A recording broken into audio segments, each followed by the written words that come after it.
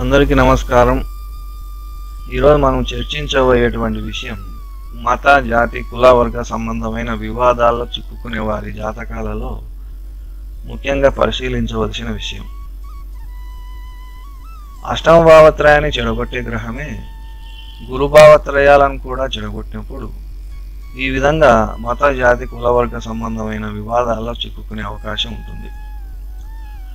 ఉదాహరణకు సింహలగ్నమై 6వ 7వ స్థానాధిపతి అయినటువంటి శని అష్టమ స్థానంలో ఉండి గురుక్షేత్రాలని చెడగొట్టుట వలన మత, జాతి, కుల, వర్గ సంబంధమైన వివాదాల్లో చిక్కుకునే అవకాశం ఉంటుందని చెప్పవచ్చు.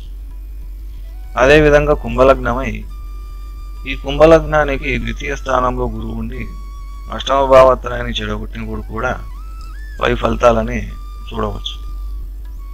ఈ కుంభలగ్నానికే అష్టమ స్థానంలో గురువు ఉండి కుజుడు కూడా ఈ అష్టమ స్థానాన్ని చూసినప్పుడు మరింతగా ఈ ఫలితాలు ఎక్కువగా ఉంటాయని చెప్పవచ్చు. ఈ విధంగా మనము మిగిలినటువంటి లగ్నాలలో జన్మించిన వాళ్ళకి కూడా పరిశీలన చేసి చెప్పవలసి ఉంటుంది. లగ్నానుసారం శుభగ్రహాలు ఏవి, పాపగ్రహాలు ఏవి అని పరిశీలన చేసి తరువాత ఫలితాన్ని చెప్పవలసి ఉంటుంది. మరొక టాపిక్తో మరొక వీడియోలో కలుసుకుందాం. అంతవరకు నమస్కారం, సెలవు. ఈ వీడియో నచ్చితే మా ఛానల్ని లైక్, షేర్, సబ్స్క్రైబ్ చేయండి.